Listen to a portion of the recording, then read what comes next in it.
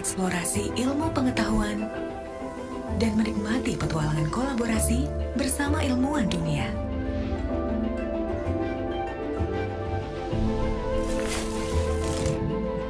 Menjadi tempatmu mendalami disiplin ilmu pilihan dalam komitmen kebangsaan dan keislaman.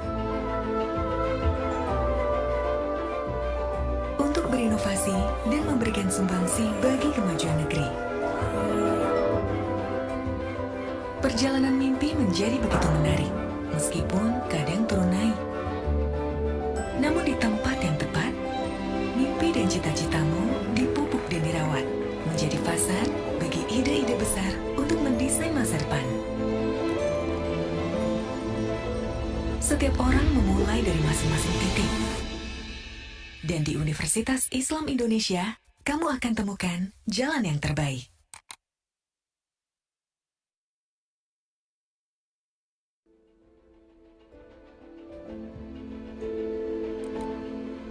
Bagaimana jika kamu dapat menjadi bagian dari masa depan? Ikut menjelajahi Meta Mesta. Merasakan mimpimu jadi nyata di kampus pionir pendidikan tinggi di Indonesia.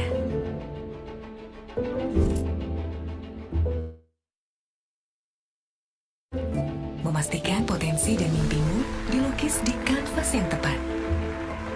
Untuk mengeksplorasi ilmu pengetahuan dan menikmati petualangan kolaborasi bersama ilmuwan dunia.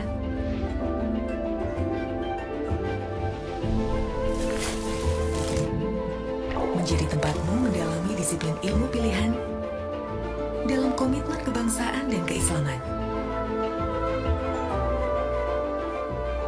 Untuk berinovasi dan memberikan sumbangsi bagi kemajuan negeri. Perjalanan mimpi menjadi begitu menarik, meskipun kadang turun naik. Namun di tempat yang tepat, mimpi dan cita-citamu dipupuk dan dirawat, menjadi fasad bagi ide-ide besar untuk mendesain masa depan. Setiap orang memulai dari masing-masing titik. Dan di Universitas Islam Indonesia, kamu akan temukan jalan yang terbaik.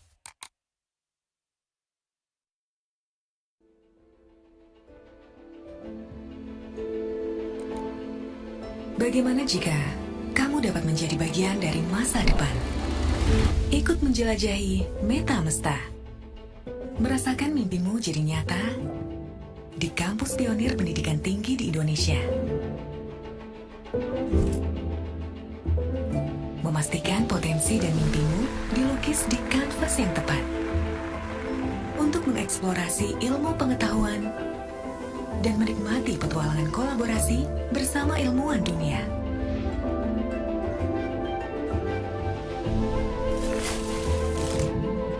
Menjadi tempatmu mendalami disiplin ilmu pilihan dalam komitmen kebangsaan dan keislaman. Untuk berinovasi dan memberikan sumbangsi bagi kemajuan negeri. Perjalanan mimpi menjadi begitu menarik, meskipun kadang turun naik. Namun di tempat yang tepat, mimpi dan cita-citamu dipupuk dan dirawat, menjadi fasad bagi ide-ide besar untuk mendesain masa depan. Setiap orang memulai dari masing-masing titik. Dan di Universitas Islam Indonesia, kamu akan temukan jalan yang terbaik.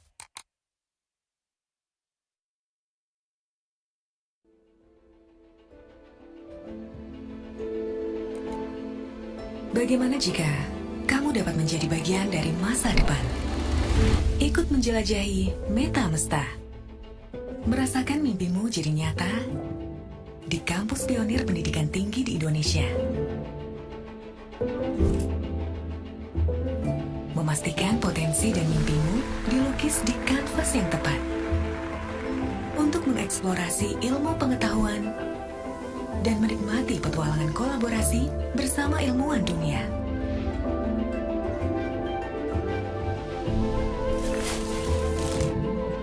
Menjadi tempatmu mendalami disiplin ilmu pilihan dalam komitmen kebangsaan dan keislaman.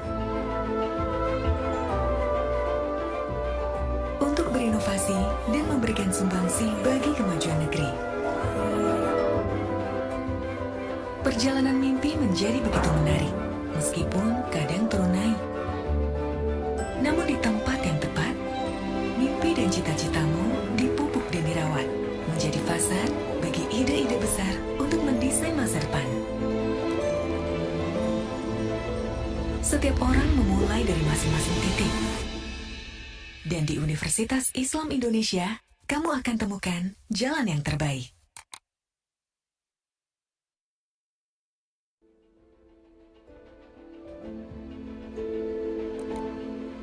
Bagaimana jika kamu dapat menjadi bagian dari masa depan? Ikut menjelajahi Meta Mesta. Merasakan mimpimu jadi nyata di kampus pionir pendidikan tinggi di Indonesia. Memastikan potensi dan mimpimu dilukis di kanvas yang tepat.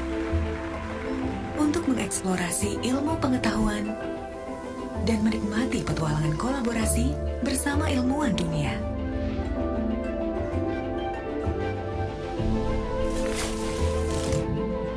Menjadi tempatmu mendalami disiplin ilmu pilihan dalam komitmen kebangsaan dan keislaman. Untuk berinovasi dan memberikan sumbangsi bagi kemajuan negeri. Perjalanan mimpi menjadi begitu menarik, meskipun kadang turun naik. Namun di tempat yang tepat, mimpi dan cita-citamu dipupuk dan dirawat, menjadi fasad bagi ide-ide besar untuk mendesain masa depan.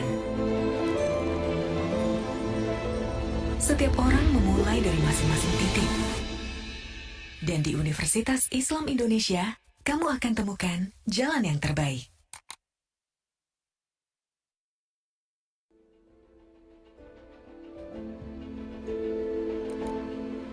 Bagaimana jika kamu dapat menjadi bagian dari masa depan? Ikut menjelajahi Meta Mesta. Merasakan mimpimu jadi nyata di kampus pionir pendidikan tinggi di Indonesia. Memastikan potensi dan mimpimu dilukis di kanvas yang tepat. Untuk mengeksplorasi ilmu pengetahuan dan menikmati petualangan kolaborasi bersama ilmuwan dunia.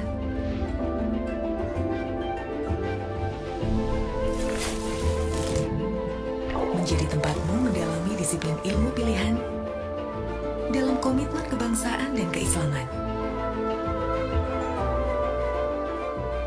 Untuk berinovasi dan memberikan sumbangsi bagi kemajuan negeri. Perjalanan mimpi menjadi begitu menarik, meskipun kadang turun naik. Namun di tempat yang tepat, mimpi dan cita-citamu dipupuk dan dirawat, menjadi fasad bagi ide-ide besar untuk mendesain masa depan. Setiap orang memulai dari masing-masing titik. Dan di Universitas Islam Indonesia, kamu akan temukan jalan yang terbaik.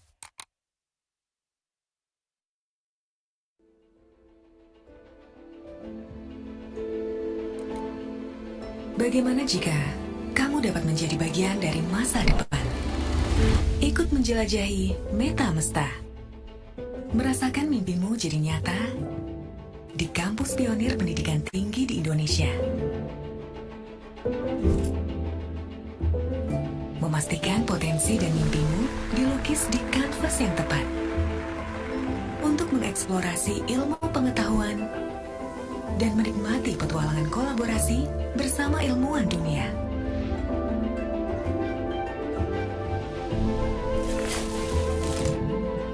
Menjadi tempatmu mendalam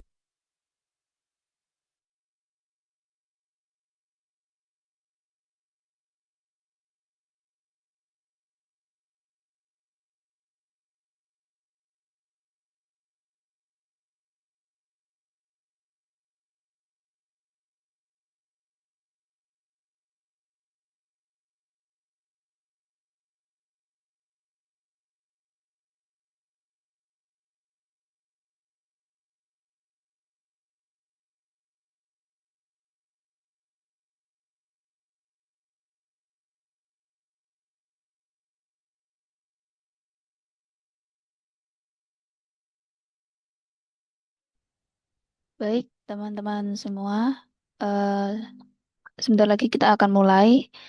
Bisa mempersiapkan diri dan on cam ya.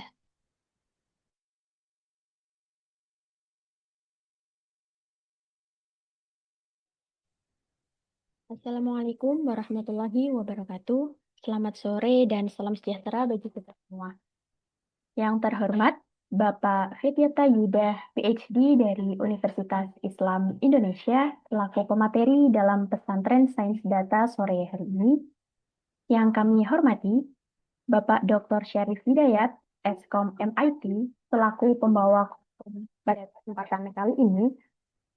Ibu Dr. Kandidat Fairuz Rahma, STMN, selaku moderator yang akan membersamai jalannya diskusi kita sore hari ini, serta Bapak Ibu tenaga pendidik, rekan-rekan mahasiswa, dan seluruh hadirin yang telah berkenan meluangkan waktu untuk mengikuti acara pada sore hari ini.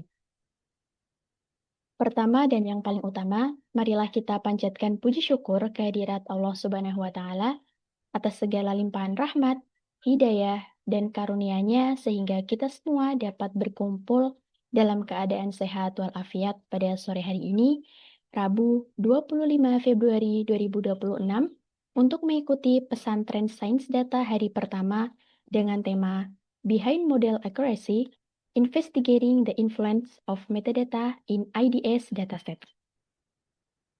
Tak lupa, marilah kita kirimkan salam dan sholawat terbaik kepada junjungan kita, Nabi Muhammad Shallallahu Alaihi Wasallam, utusan Allah yang Maha Mulia. Beliau adalah pembawa risalah kebenaran yang dengan penuh kesabaran dan keteguhan hati membimbing umat manusia menuju cahaya dan kebaikan. Hadirin sekalian, perkenalkan saya Umami dan rekan saya Najwa. Merupakan suatu kehormatan dan kebahagiaan bagi kami untuk dapat memandu jalannya acara pesantren Sains Data pada sore hari ini. Perlu kami sampaikan bahwa acara ini diselenggarakan oleh Center of Data Science Universitas Islam Indonesia dan didukung oleh jurusan Informatika Universitas Islam Indonesia dan IT Sentrum Universitas Islam Indonesia. Kami juga informasikan bahwa akan ada door prize berupa e-wallet masing-masing senilai Rp100.000 untuk 3 peserta yang aktif bertanya selama sesi tanya-jawab.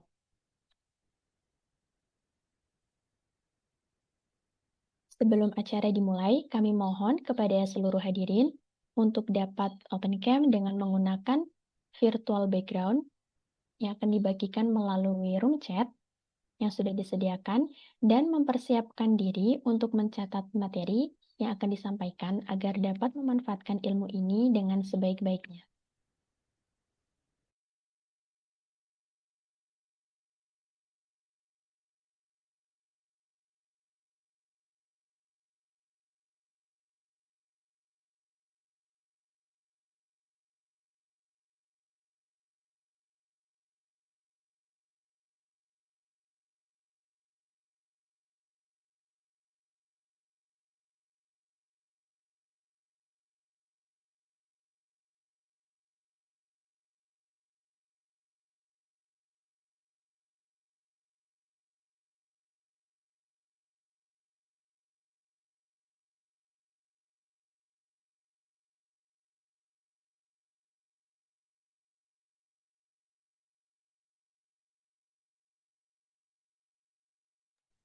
Baik, untuk mengawali rangkaian acara kita pada sore hari ini, marilah kita membaca basmalah secara bersama-sama. Bismillahirrahmanirrahim. Hadirin yang berbahagia, memasuki agenda pertama, mari kita bersama-sama mendengarkan tausiah singkat yang akan disampaikan oleh Bapak Dr. Syarif Hidayat, Eskom MIT. Kepada Bapak Syarif, kami persilakan. Baik, bismillahirrahmanirrahim. Assalamualaikum warahmatullahi wabarakatuh. Apakah suara saya bisa terdengar? Sudah terdengar, Bapak? Baik. Bismillah. Assalamualaikum warahmatullahi wabarakatuh. Innal hamdalillah nahmaduhu wa nasta'inuhu wa nastaghfiruh wa na'udzu billahi min syururi anfusina wa min sayyiati a'malina man yahdihillahu fala mudhillalah wa man yudhlil fala hadiyalah. Asyhadu an la ilaha illallah wahdahu la syarikalah wa asyhadu anna Muhammadan abduhu wa rasuluhu la nabiyya ba'dah. Allahumma shalli wa sallim ala nabiyyina Muhammadin wa ala alihi wa sahbihi wa man tabi'ahum bi ihsanin ila yaumil. Alhamdulillah, segala puji bagi Allah Subhanahu wa taala yang telah memberikan kita nikmat iman, nikmat Islam dan kesempatan untuk terus belajar dan memperbaiki diri, terutama di bulan Ramadan ini. Salawat dan salam semoga senantiasa tercurah kepada junjungan kita Nabi besar Muhammad SAW, kepada keluarganya dan juga kepada pengikut-pengikutnya hingga akhir zaman.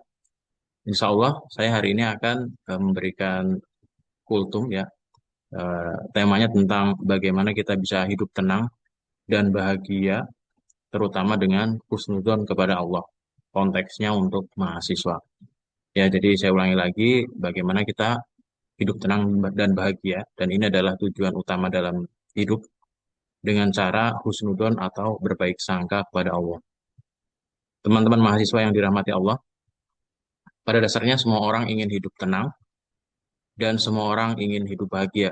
Namun mengapa di usia muda, di kalangan muda sekarang justru banyak yang mengalami overthinking, cemas mengenai masa depan, takut gagal, merasa tertinggal, bahkan tidak puas dengan hidupnya.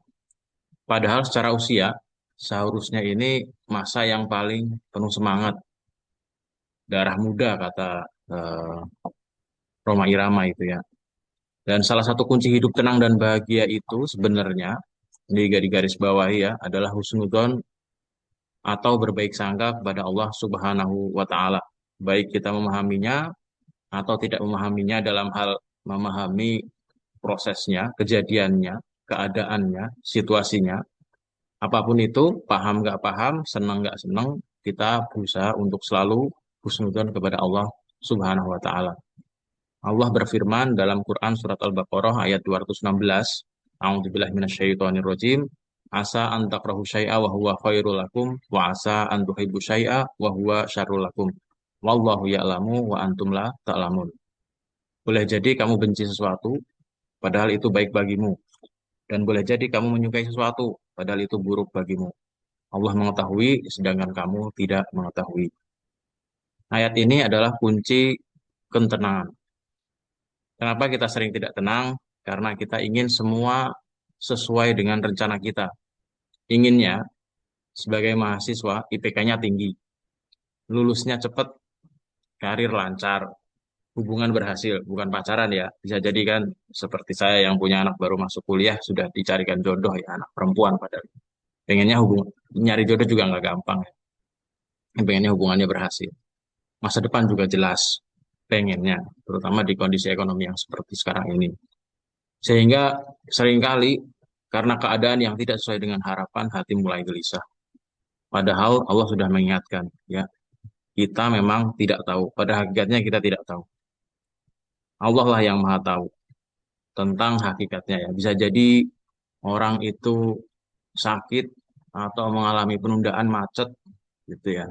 Ini cukup mafhum juga, terkenal di ceritanya di sosial media, ditunda keberangkatannya karena macet. Di awalnya mungkin agak sedikit dongkol, tapi tahu-tahu bersyukur karena pesawatnya ternyata mengalami kecelakaan. Itu contoh ya bahwa kita tidak tahu, kita membenci terlambat, tapi ternyata keterlambatan itu yang menyelamatkan kita.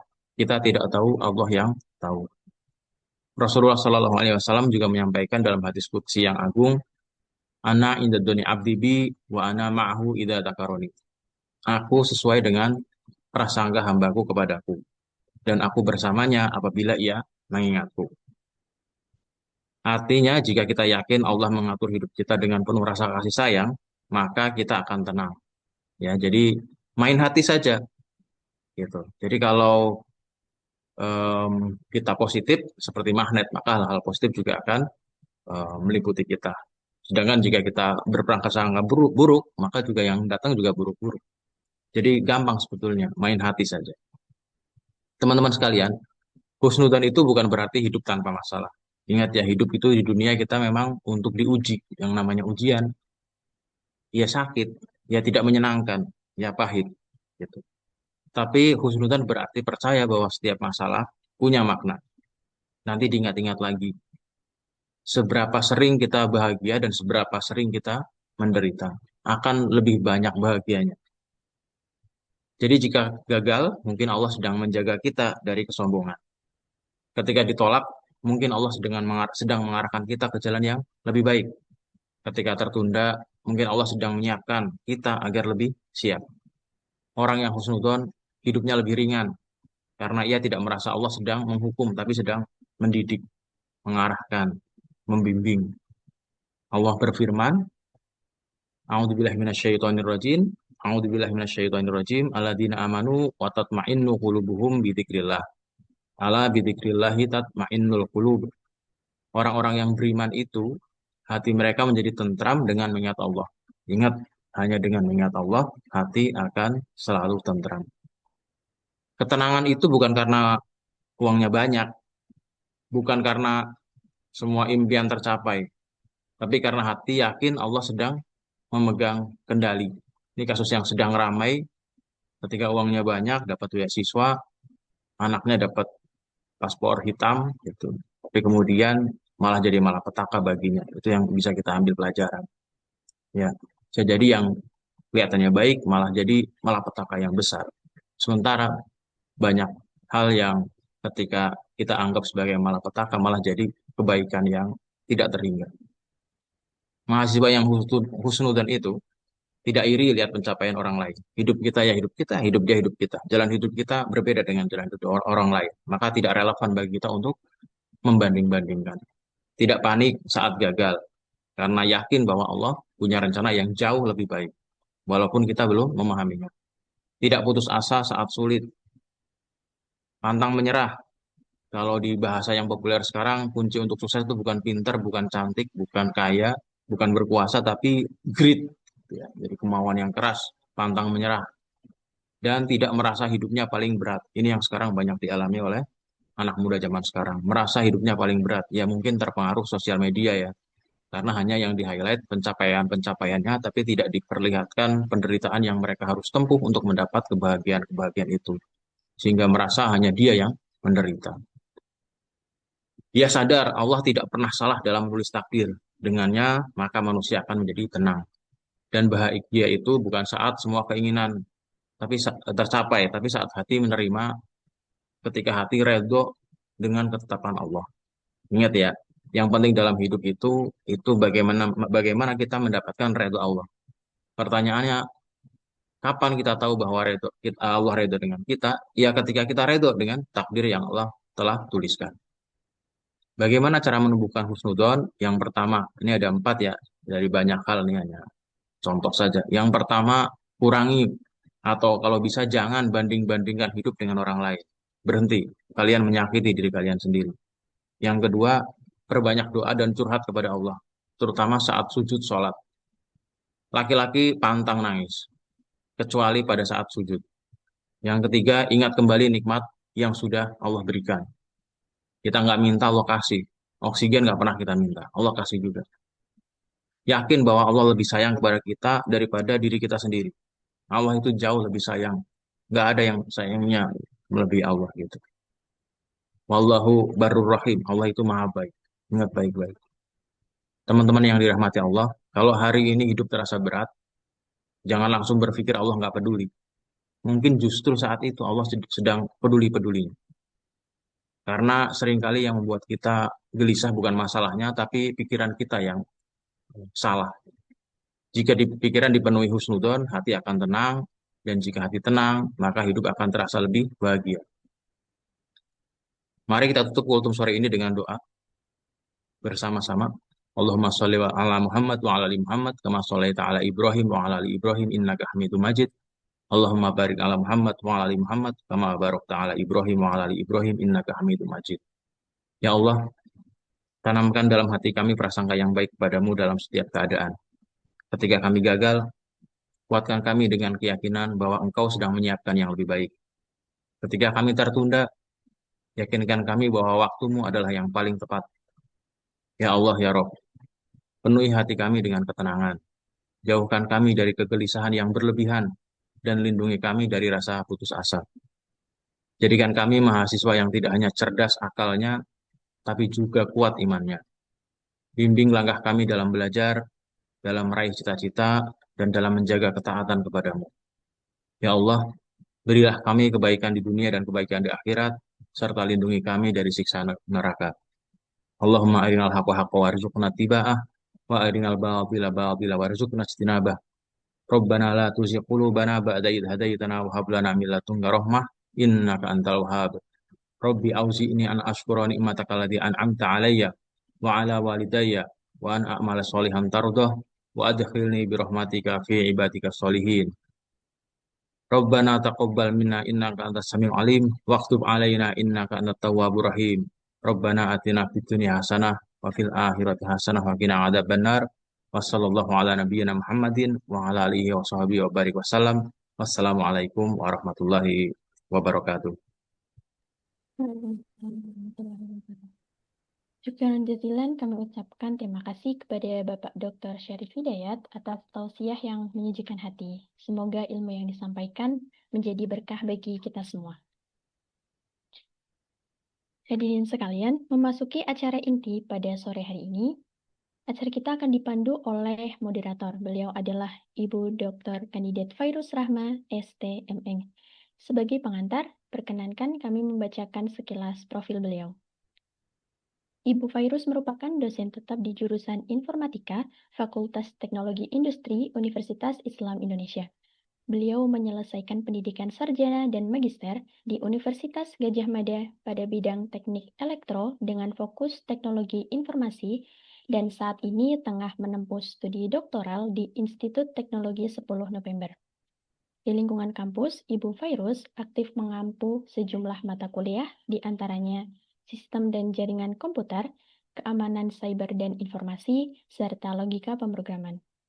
Adapun bidang riset yang ditekuni berpusat pada keamanan cyber dan jaringan komputer, termasuk pengembangan model kecerdasan buatan untuk deteksi serangan cyber serta sistem posisi dalam ruangan. Selanjutnya, kami serahkan acaranya kepada Ibu Fairuz Rahma untuk memoderisasi jalannya diskusi.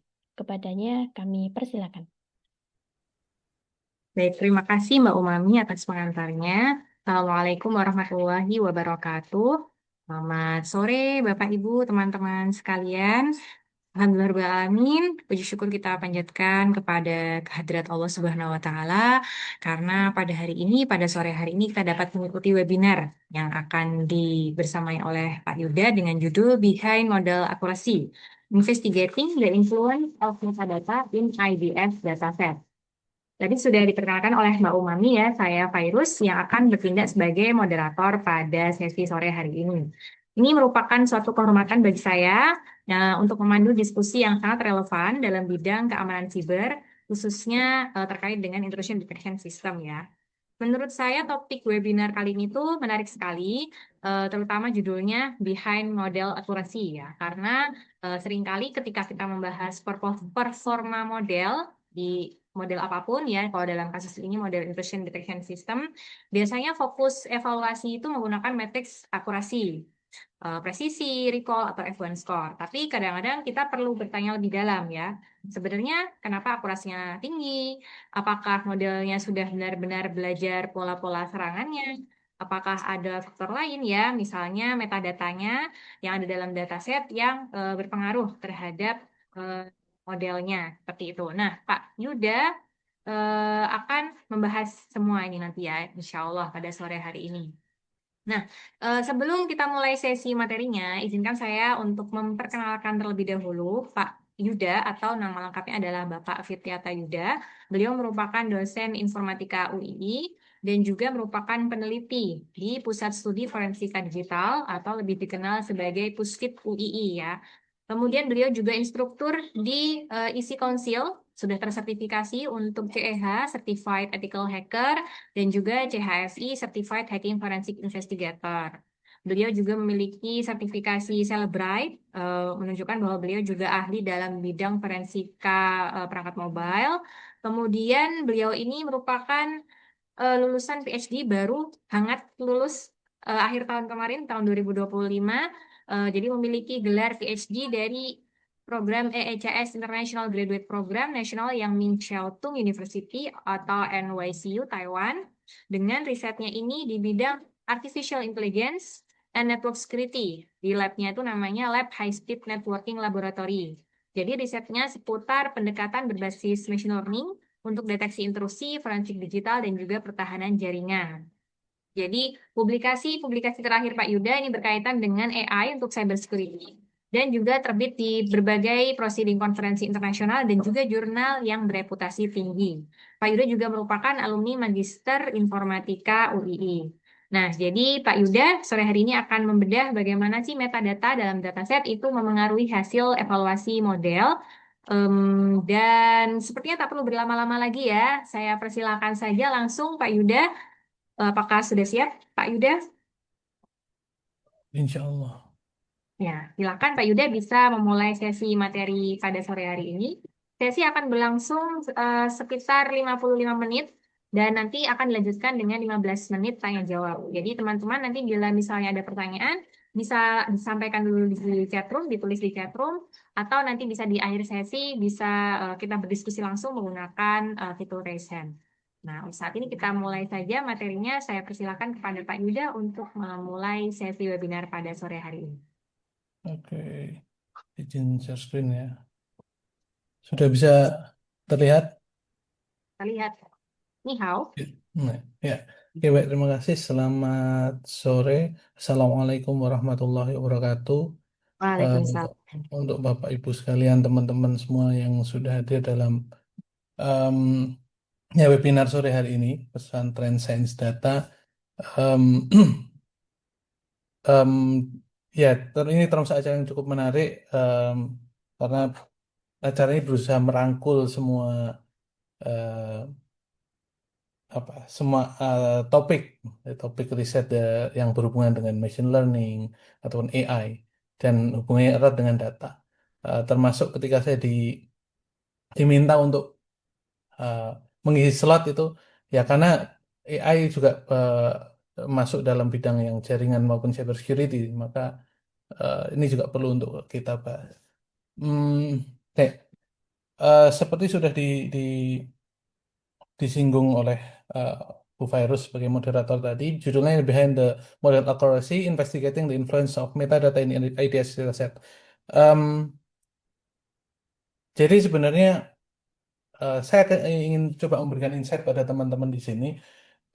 Ketika kita membuat sebuah AI model atau machine learning model, kita selalu bergantung pada data. Nah, apakah data yang kita gunakan itu terpercaya atau tidak, dan hasil dari model itu terpercaya atau tidak, itu yang masih menjadi pertanyaan yang terkadang jarang dibahas. Dan pada sore ini saya akan coba bahas khususnya di IDS dataset yang hubungannya dengan intrusion detection system. Oke. Ya, ini tadi sedikit sudah disinggung oleh Bu Virus. Eh, saya baru saja lulus dari eh, National Yang Chiao University di Taiwan, itu di kota Hsinchu, sekitar 1 jam dari ibu kota Taiwan, yaitu Taipei. Eh, Bidang riset saya di AI for Cybersecurity, khususnya di generating data datasets. Jadi em, kami mencoba untuk mengisi kekosongan di antara pembuat dataset di intrusion detection system.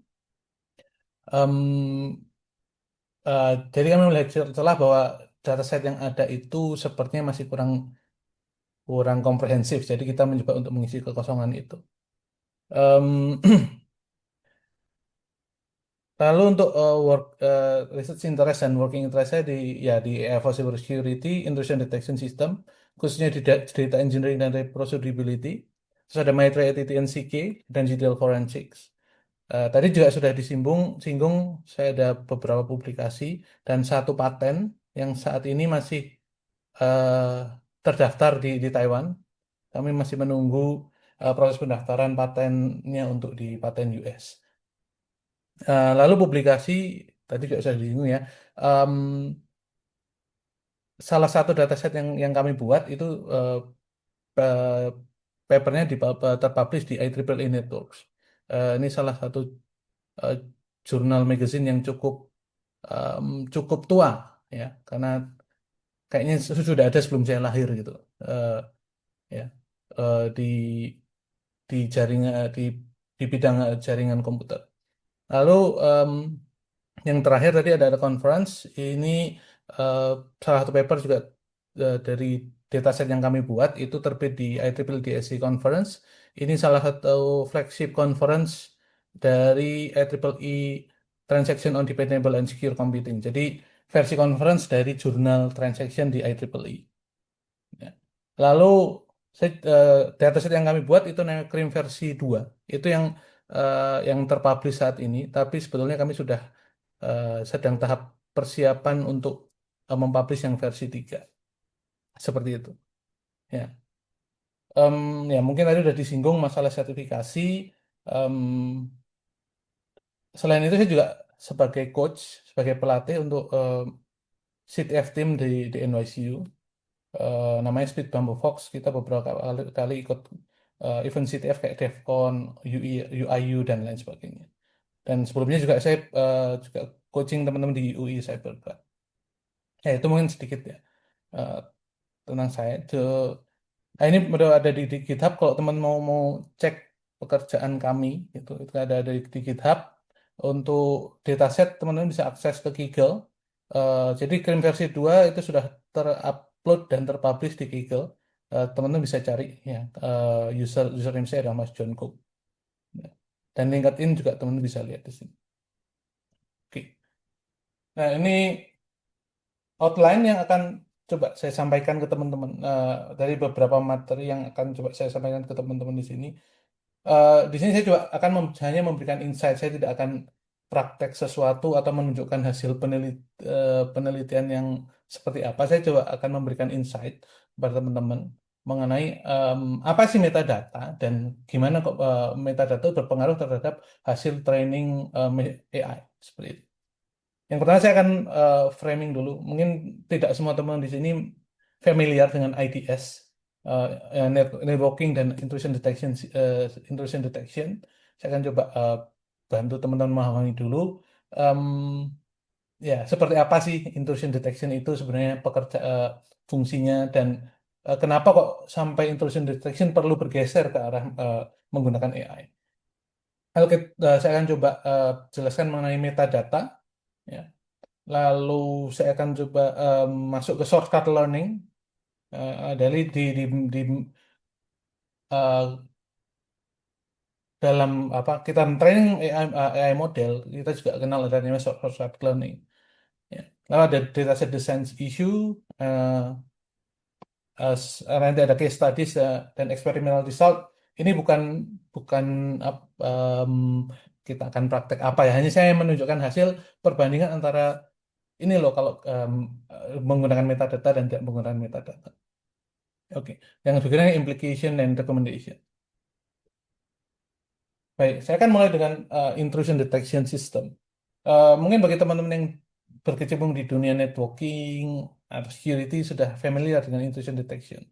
Sebenarnya apa sih? IDS itu adalah alat monitor di network ataupun di level host, level yang paling bawah, untuk mendeteksi malicious behavior. Jadi untuk mendeteksi behavior, kegiatan-kegiatan yang tidak jelas di dalam komputer kita ataupun di network. Ya.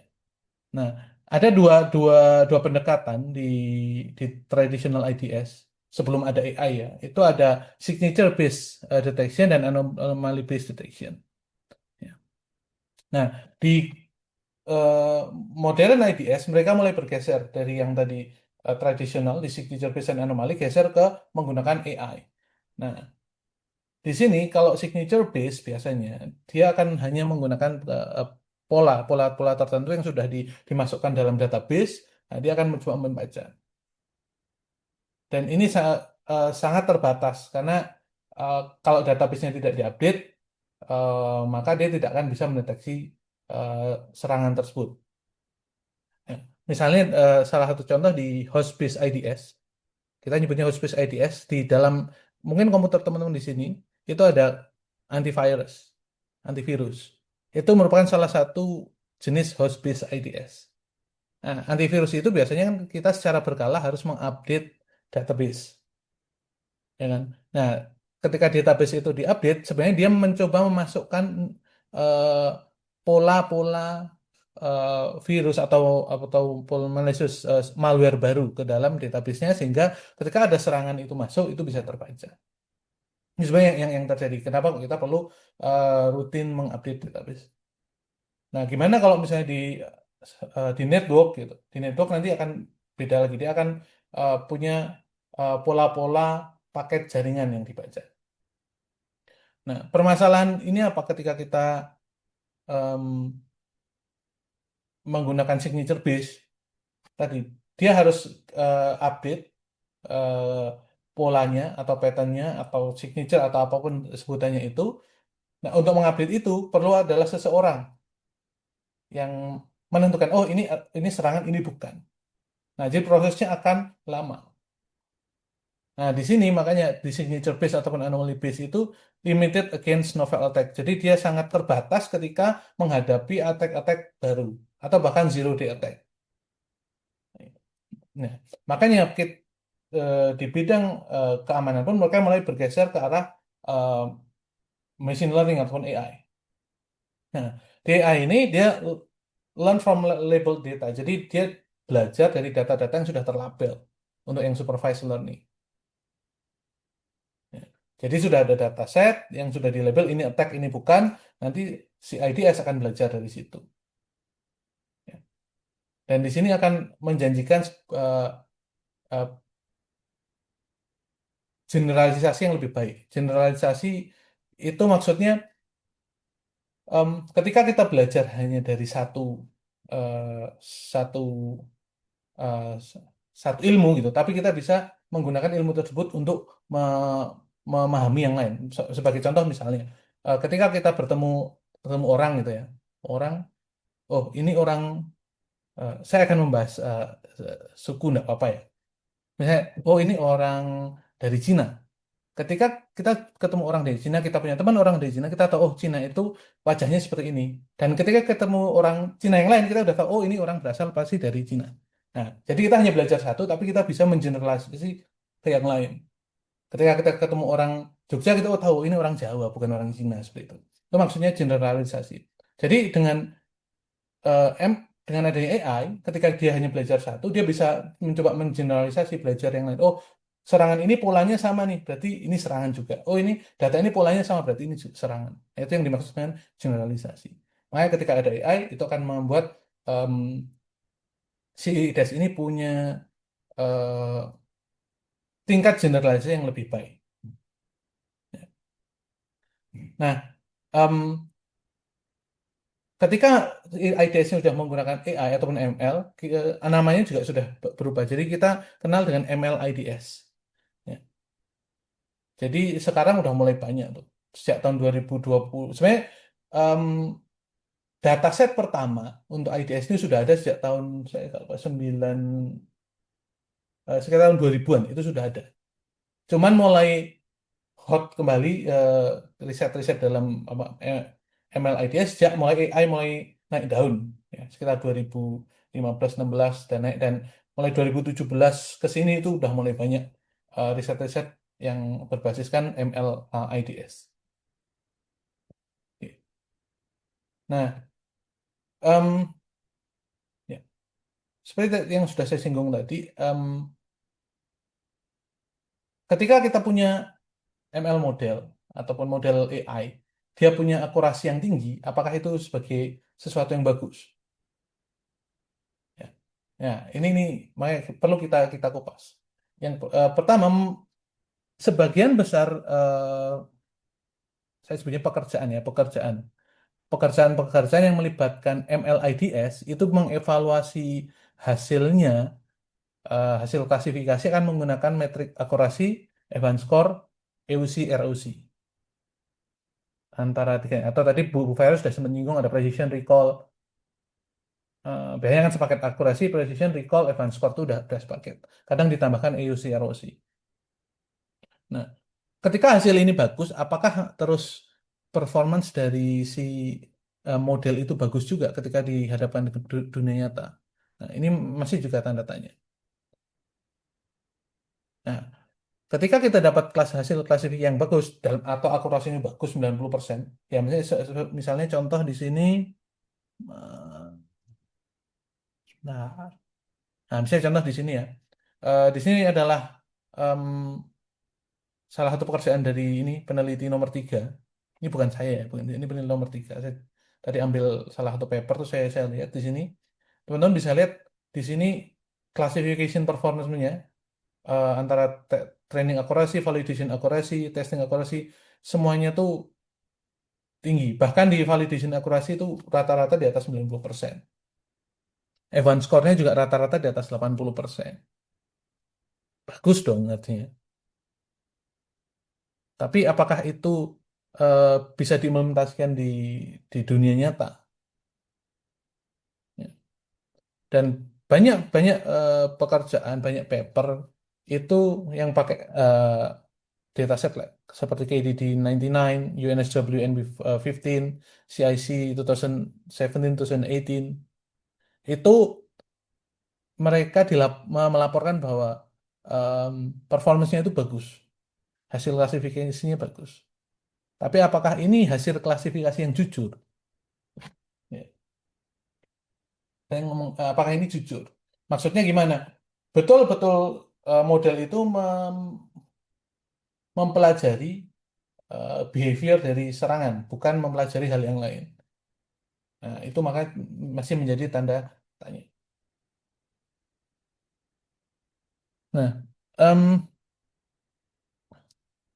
jadi ketika kita menggunakan akurasi ataupun em, ya dan kawan-kawannya tadi ya, recall, precision itu adalah mengukur klasifikasi, kemampuan klasifikasi dari data. Jadi ketika dia dapat data, dia belajar, dia mengklasifikasikan, oh ini attack, oh ini bukan.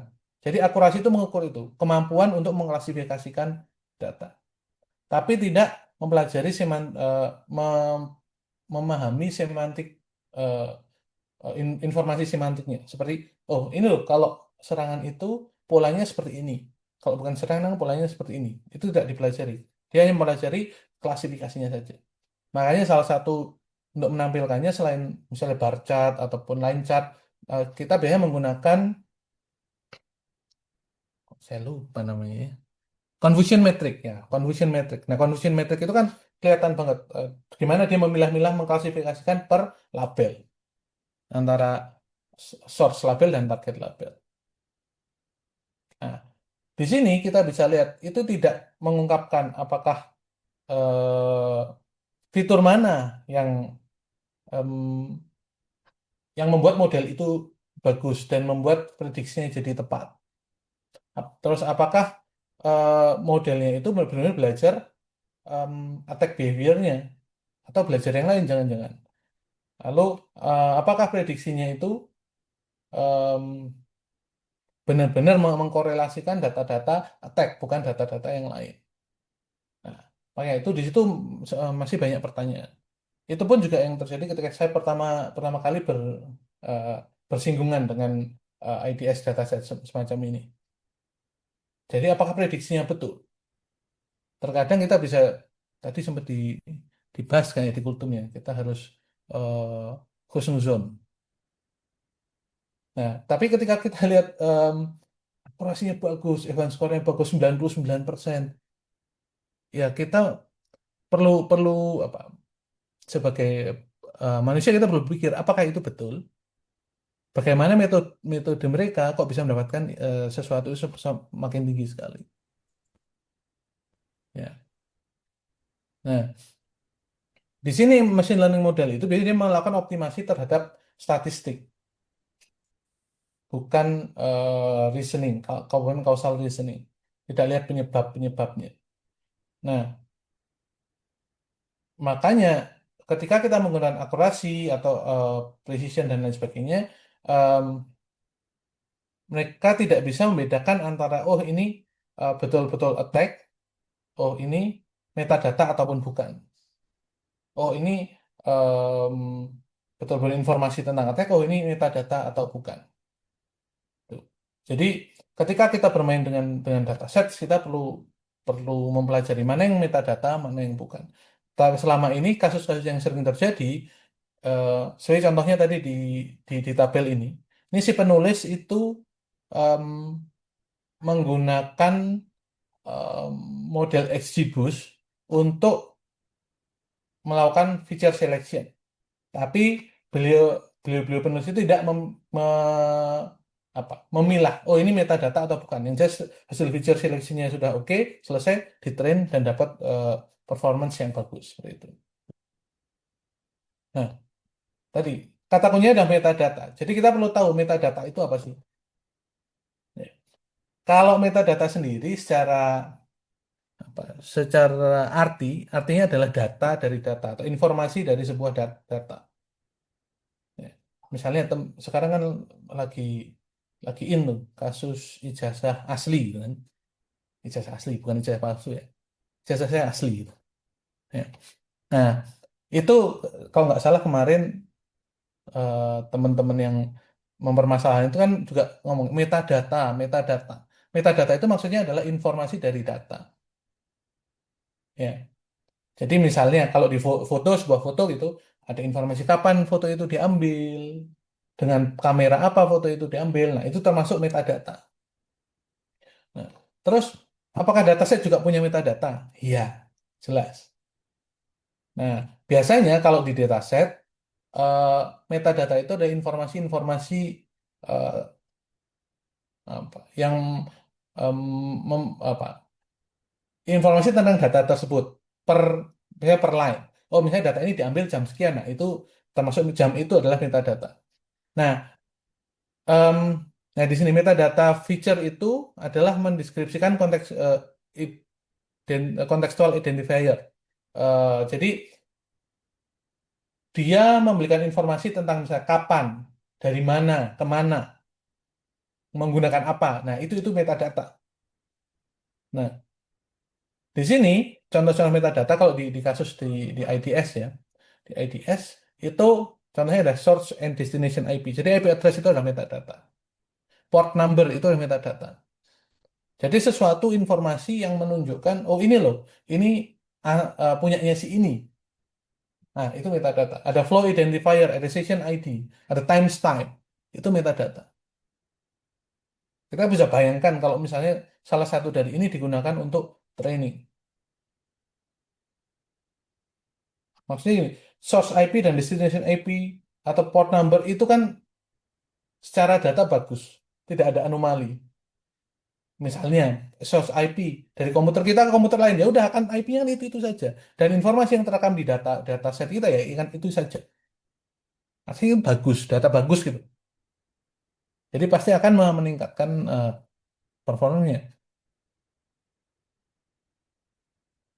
Nah, jadi fitur-fitur ini akan mempengaruhi ketika kita melakukan eksperimen.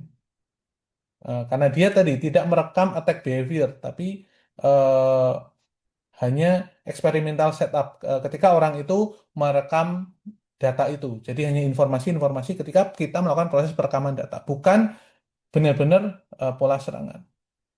Nah, ketika si ML model itu atau AI model belajar dari data-data ini, itu kita sebut sebagai shortcut learning.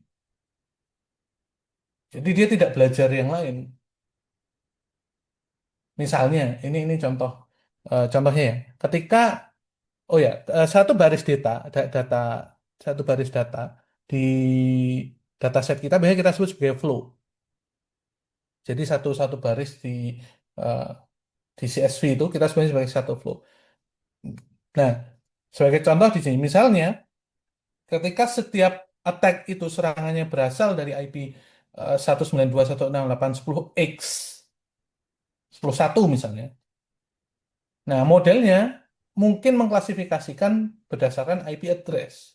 Oh, berarti setiap flow yang berasal dari IP satu itu adalah attack. Nah, itu yang disebut shortcut learning. Jadi si model tidak mempelajari fitur-fitur yang lain karena sudah memahami oh fitur ini berguna dan oh ternyata yang sama nanti akan diklasifikasikan sebagai attack. Ya. Nah, jadi critical isunya adalah metadata fitur ini dapat membuat artificial classification, artificial separability. Dia mencoba membuat pemisahan secara artificial di setiap kelas, terus membuat si model itu mengingat struktur daripada tadi attack behavior atau saya sebutnya attack mechanics, mekanisme attacks. Jadi dia akan hanya mengingat IP ini, atau port sekian sekian itu adalah attack. Misalnya serangan di DOS. Oh, di DOS di HTTPO berarti yang lewat di port 80 itu semuanya attack, misalnya seperti itu. Nah, itu kelemahan dari metadata feature, menyebabkan shortcut learning lalu modelnya akan memorize. Nah, terus yang bukan metadata apa? Misalnya eh, behavioral features ya.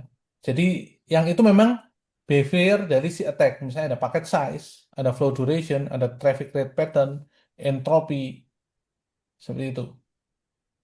Ini biasanya angkanya akan berbeda setiap flow. Ya. Tapi setiap serangan ada kemungkinan misalnya di packet size itu eh, misal untuk serangan di DOS per serangan katakanlah 128 byte. Nah, itu kan paket size-nya akan tetap sama. Oke. Jadi itu yang dimaksud dengan metadata. Nah, kenapa kok kita perlu memahami mana metadata dan bukan untuk mencegah terjadinya shortcut learning. Ketika terjadi shortcut learning, si model akan memorize. Nah, itu yang akan jadi masalah. Tuh.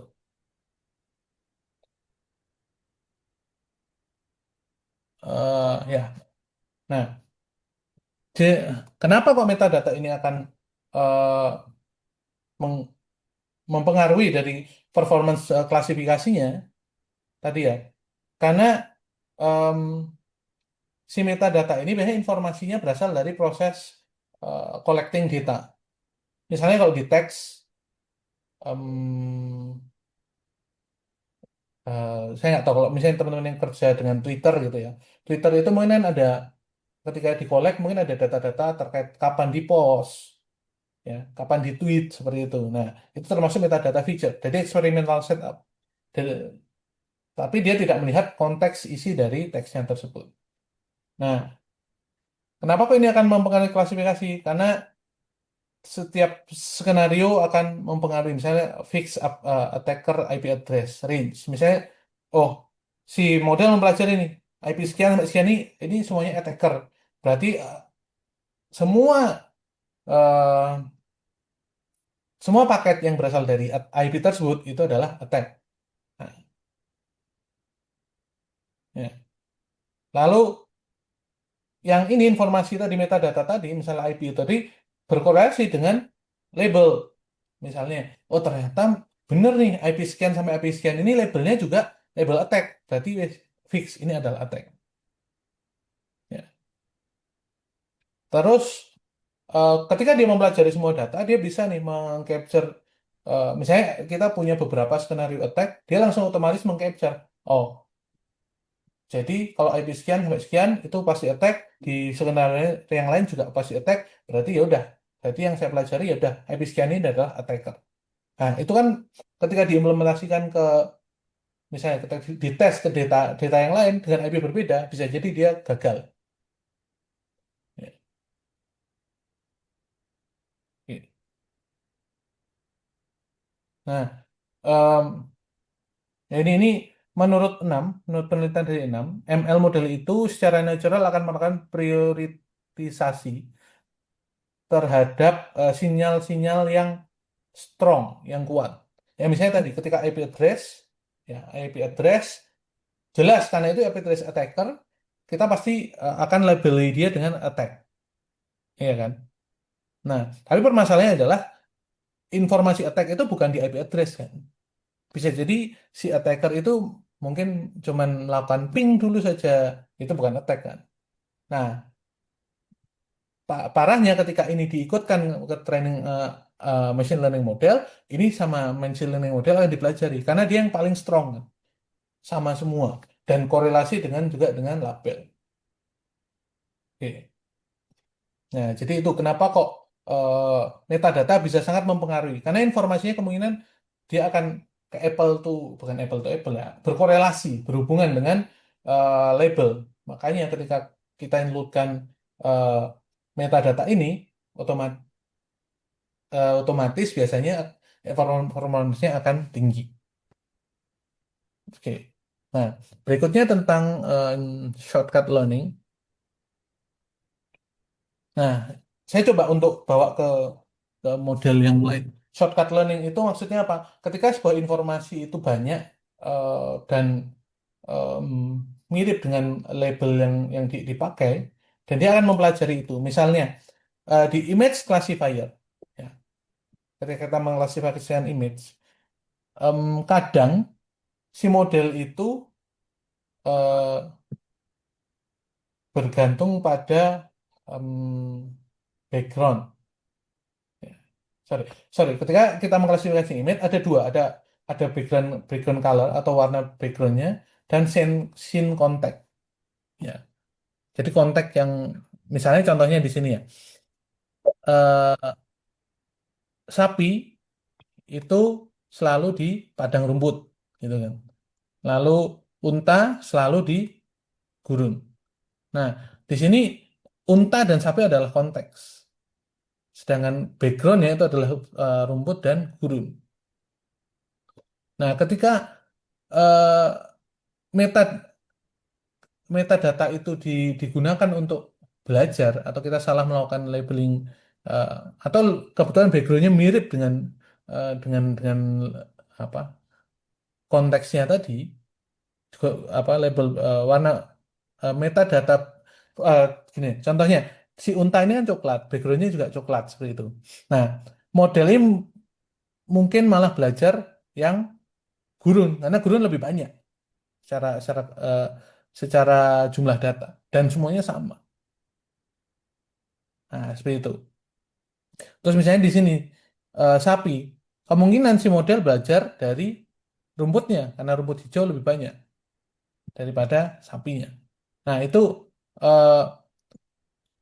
itu kira-kira analogi ketika si si model belajar metadata tidak belajar dari konteks informasinya.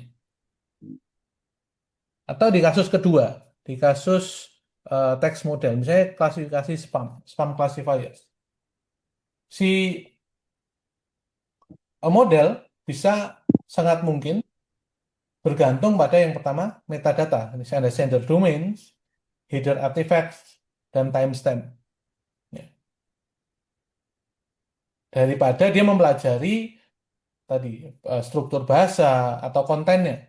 Padahal ketika mau mendeteksi spam atau tidak itu kita lihat salah satu yang kita lihat juga dari kontennya.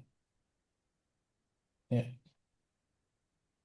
Nah, dalam kasus ini nanti si spam classifier akan banyak belajar dari tadi metadata information sehingga ketika ada email masuk misalnya berasal dari domain yang sama tapi sebetulnya itu domainnya tidak ada masalah akan dimasukkan dalam kategori spam. Misalnya si spammer ini ngirim lewat Gmail, ya email Gmail. Nah, ketika si model kita belajar lewat metadata tadi, kita masukkan metadatanya, sender domain, Gmail dimasukkan ke dalam list spam. Nah, akhirnya semua orang yang mengirim email via Gmail akan tetap dikategorikan sebagai spam, walaupun itu email normal. Nah, itu eh, ketika sebuah model itu belajar dari metadata daripada konten yang terjadi akan salah klasifikasi bahkan bisa eh, membuat performance-nya tidak bagus ya collapse saya sebenarnya performance collapse. Nah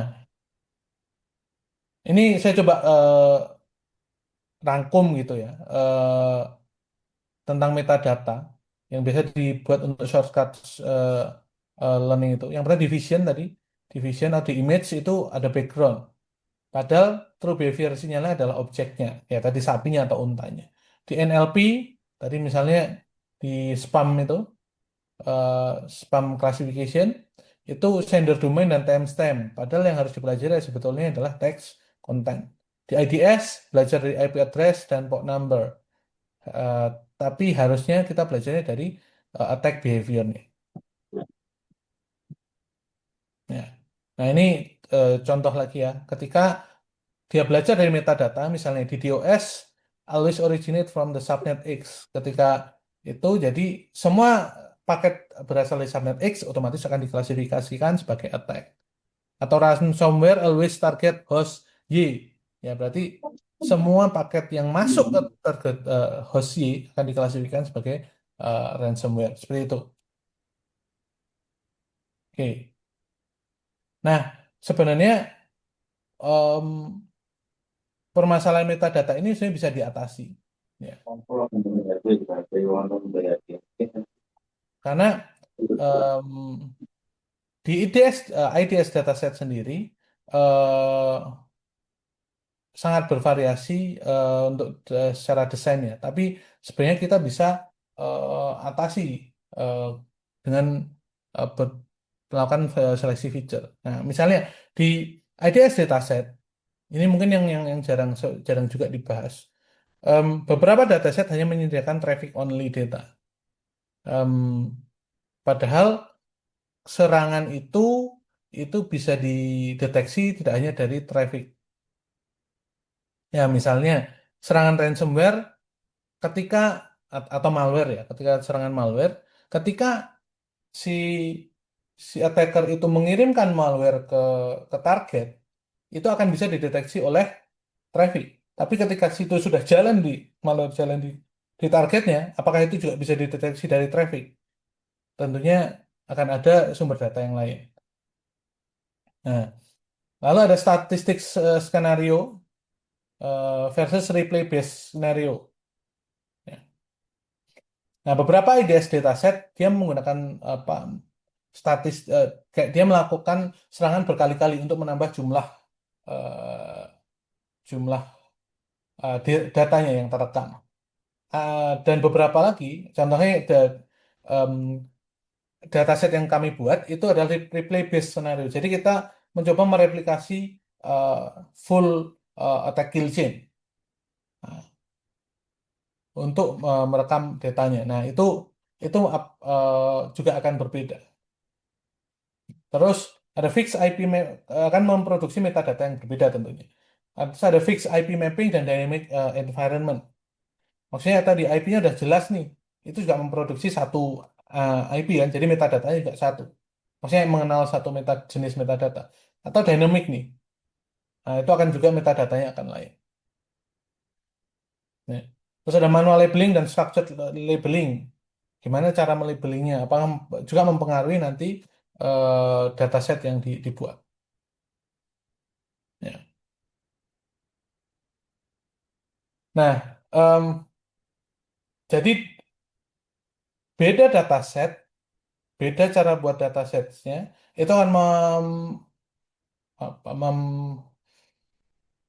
menghasilkan em, level shortcut yang berbeda. Tadi shortcut learning, shortcut yang berbeda. Ya. Misalnya tadi ketika kita ngomong multi source, traffic dan log itu akan juga berbeda. Karena informasi log itu teks, tapi sama-sama punya metadata. Jadi shortcut learningnya mungkin akan lain. Di di log kalau kita bicara syslog gitu, itu dia ada host information dan itu bentuknya teks bukan IP. Nah, seperti itu. Nih. Jadi beda. Terus misalnya replay based scenario akan menghasilkan banyak port number tergantung dari setiap tahap serangannya. Tahap scanning nanti akan port number berapa yang akan direkam. Tapi static skenario misal hanya melakukan DDoS ke satu port HTTP ya dia akan merekam satu port HTTP saja. Oke. Nah, ini beberapa hal yang umum tapi tidak menutup kemungkinan yang lain juga bisa apa di dimasukkan ke dalam fitur-fitur yang tadi metadata fitur yang menyebabkan shortcut learning. Yang pertama ada fixed IP block for attack types, ada fixed port usage for specific attack. Ya, jadi ya IP-nya dan portnya itu spesifik, jadi mau menyebabkan si model itu melakukan shortcut learning. Ya. Terus temporal clustering of attack phases. Jadi misalnya setiap tahapan itu sudah terlihat klaster-klasternya setiap tahapan. Jadi si model juga akan cepat belajar. Oke. Lalu ada sequential pattern atau flow identifier. Nah, itu juga akan menyebabkan shortcut learning. Urut-urutannya. Padahal secara real di dunia nyata, attack itu kan bisa jadi sangat acak. Oke. Nah, ini fitur-fitur ini tadi itu sangat mungkin dia akan digunakan sebagai implicit label encoder. Jadi untuk encoding tadi di datasetsnya akan digunakan sebagai label encodernya fitur-fitur ini. Karena tadi dia semacam kategori yang sudah ya mirip kayak label akhirnya kan. Karena polanya sama. Oke.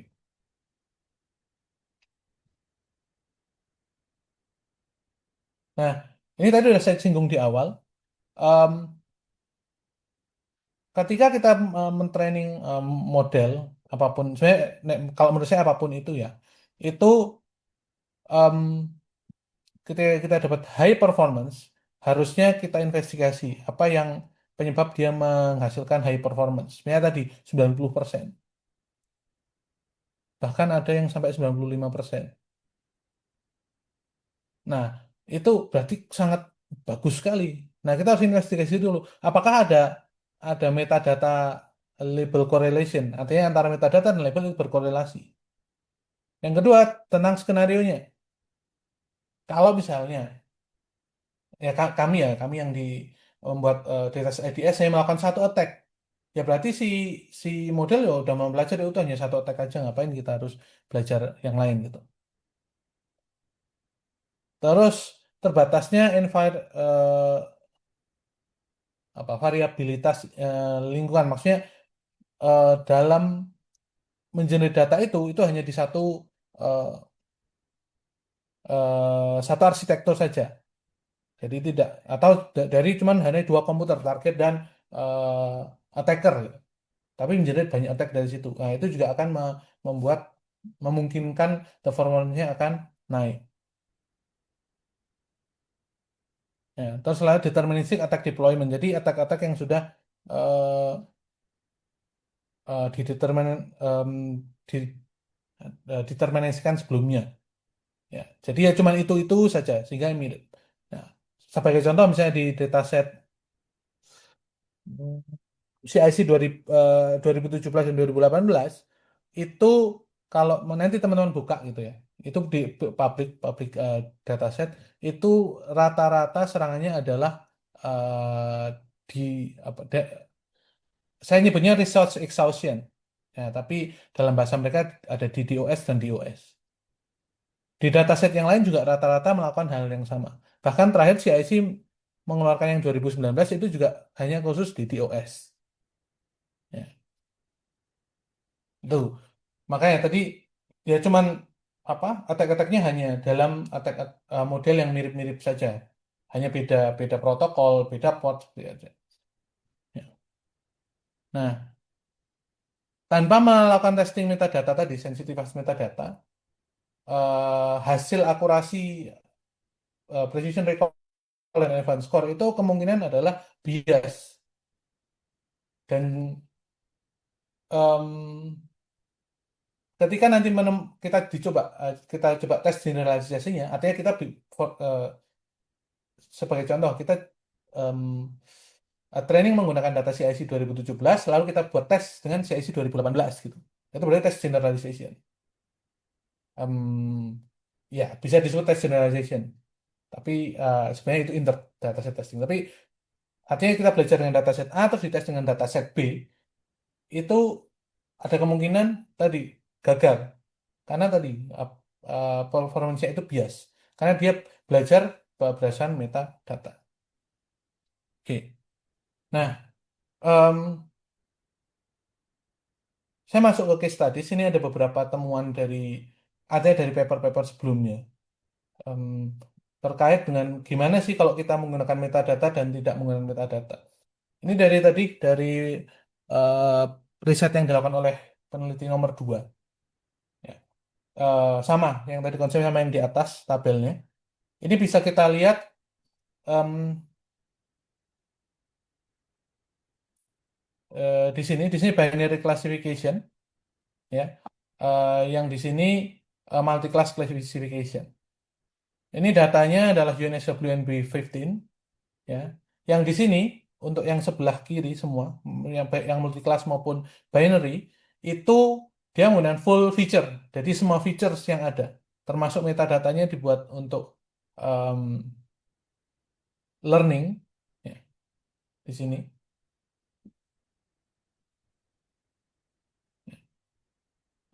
Terus yang sebelah, sorry, kebalik. Ini terbalik ya, tempatnya. Sorry.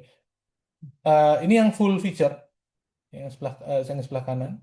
Yang sebelah kiri adalah yang selected feature, 19 yang ada di sini, features. Ya. Tentunya ada performance drop. Ya. Di sini kalau teman-teman lihat, kecuali yang ANN ya, ANN. Saya tidak baca secara detail kenapa kok ANN-nya lebih baik. Saya hanya melihat hasilnya saja. Contohnya misalnya nih, di logistic regression, ketika full feature, termasuk metadata, dia dapat 93%. Tapi ataupun 92% untuk validation accuracy. Dan drop ke 89% ketika sudah 19 feature. Ya. Sama juga di sini yang multi class. Ya.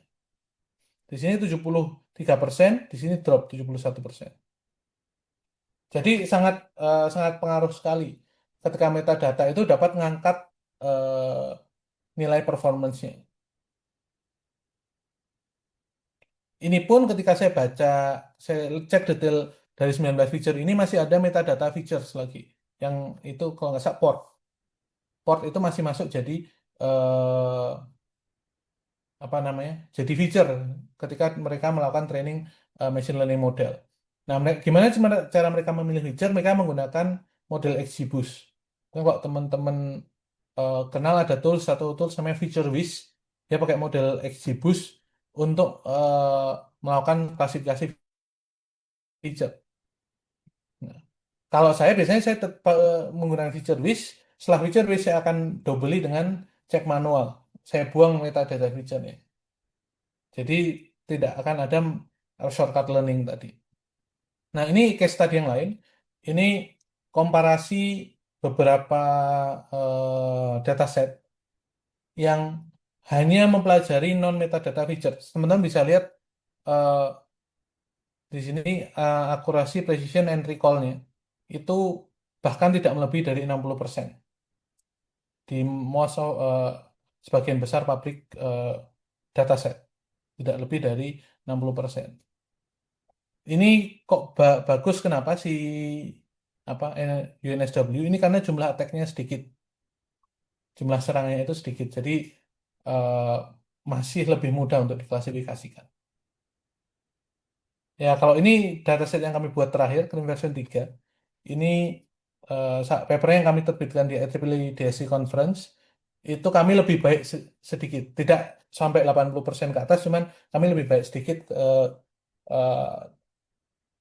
Bisa jadi karena tadi kami menggunakan replay based attack, sehingga model itu lebih mudah untuk mengklasifikasikan, eh, karena datanya makin kecil, jumlah porsi data per labelnya kan kecil.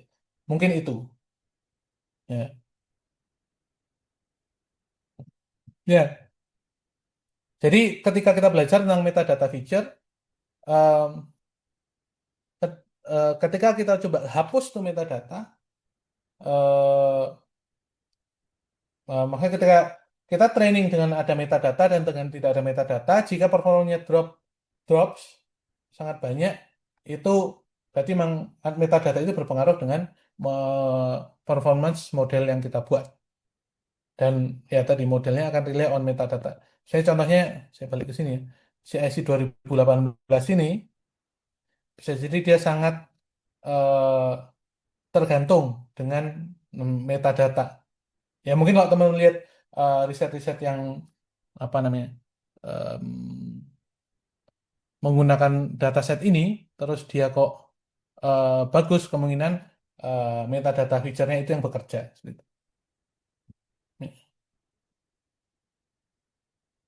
Nah, ya. Oke, jadi ke dan performance job itu akan merefleksikan benar-benar bahwa oh data ini em, fiturnya agak sulit untuk kita perlu melakukan next level feature selection misalnya, atau kita gunakan cara lain untuk mempelajari data tersebut. Misalnya, itu misalnya.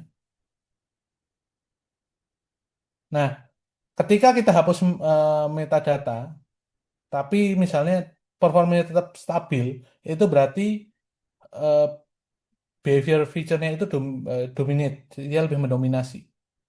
Ya. Karena desain dari proses pembuatan datasetnya tadi, sehingga eh, si metadatanya itu tidak terlalu berpengaruh banyak ketika melakukan training machine learning model atau AI model. Ya, mungkin ini contohnya di dataset yang coba kami buat. Eh, Kami tetap bisa dapat performance yang cukup cukup tinggi. Ya, dengan ini fair ya, kita semua non metadata feature eh, kita gunakan untuk training machine learning model, untuk training model. Jadi kita tidak melakukan feature selection sama sekali, kita hanya hapus metadata di semua jenis dataset ini dan melakukan training model, model yang sama. Karena ini kita mau menunjukkan fairness eh, untuk perbandingan antara masing-masing dataset. Jadi ketika dataset desainnya sudah bagus, kemungkinan walaupun tanpa metadata, performanya akan cukup tinggi. Saya agak lupa, saya nyimpen hasil. Saya punya juga hasil yang setelah lakukan feature selection, dia di atas 90%.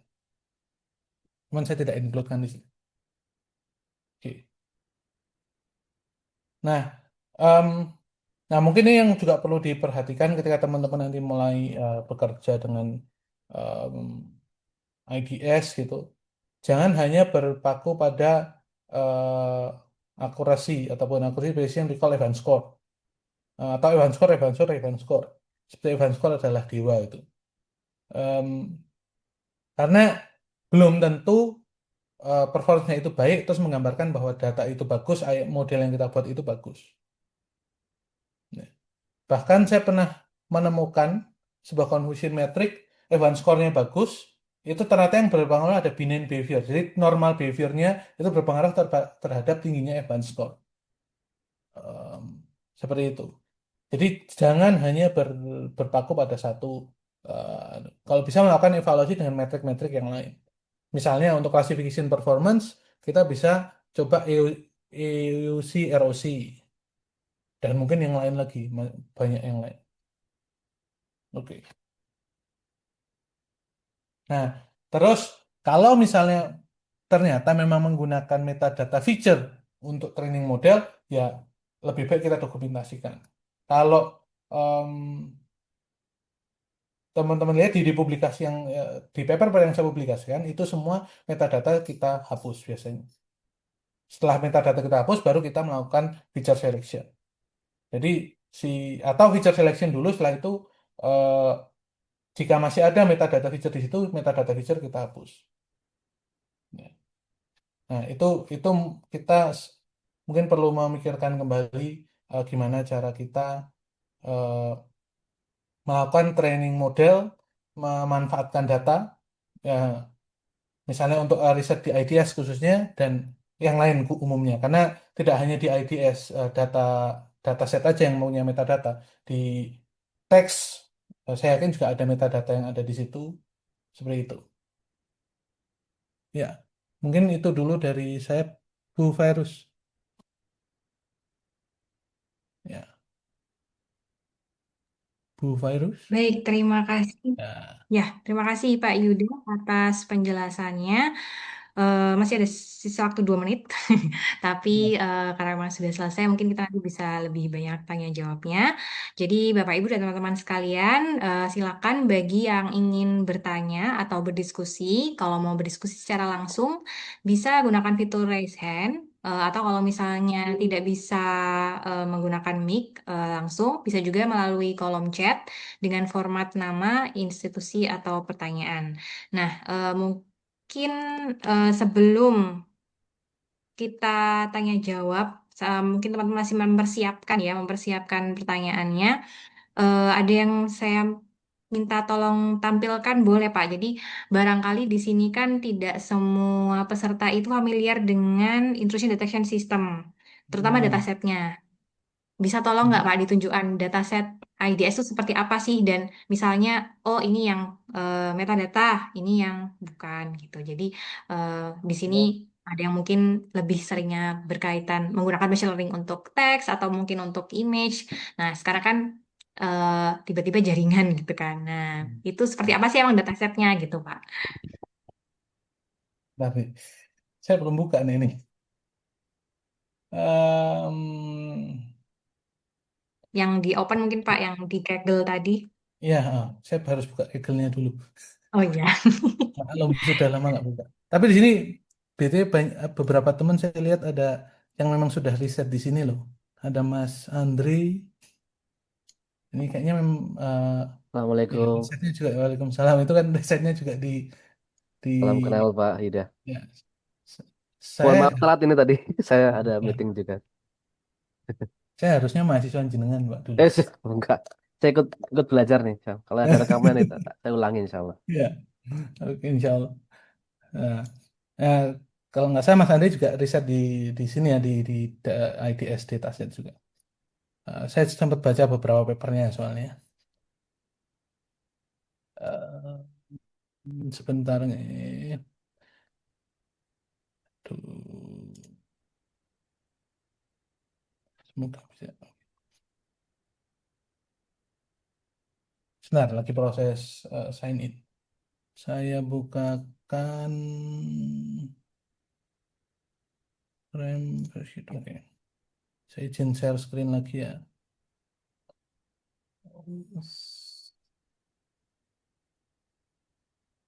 Hmm.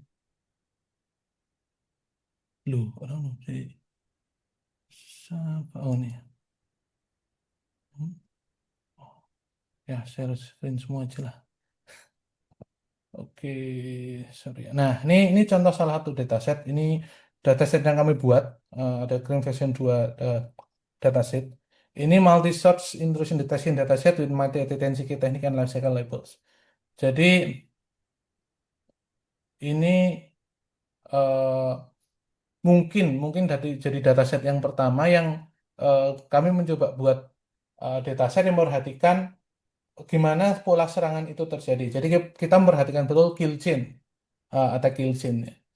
Nah, di sini teman-teman bisa lihat, oh ini accounting.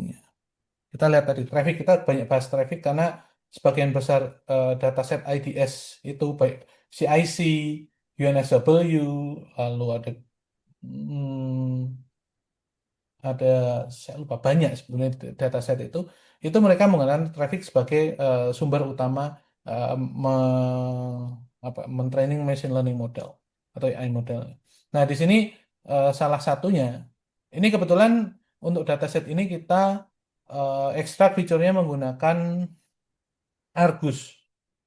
Menggunakan Argus. Jadi seperti teman-teman lihat di sini ada start time. Nah, ini start time dan end time di sini. Terus di sini ada source port dan destination port. Hmm, sebentar, ini belum semua ya. Saya buka semua kolomnya. Oke. Nah, di sini ada port. Ini salah satu metadata feature itu port. Ya. Nah, misalnya ada port 53. Kalau kita lakukan serangan di DOS atau kita serangan di DOS ke port 21, misalnya hmm, sorry di CIC 2017 dia menggunakan SSH potator atau FTP potator untuk melakukan serangan. Nah, ketika kita memasukkan ini em, PS port atau destination port untuk sebagai feature em, dalam training model, si model akan mempelajari ini. Oh, serangan eh, karena 21 ini labelnya nanti attack. Jadi dia akan mempelajari, oh kalau port 21 itu berarti attack, seperti itu. Nah, jadi ini salah satu contohnya ada port, dan ini contoh dataset IDS ini dataset eh, traffic yang jadi kita rekam trafficnya, lalu kita ekstrak feature-nya menggunakan Argus. Sebenarnya untuk ekstraksi feature ada banyak untuk di IDS itu. Ada Argus, ada NFStream, dan juga ada CIC Flowmeter. Itu. Nah, di sini sebetulnya yang bisa kita lihat yang metadata itu yang mana yang kira-kira dia categorical feature. Ya kayak ini kan 20, 20, 20, 53, 21. Itu kan sudah jelas. Timestamp ini juga bisa menjadi metadata feature.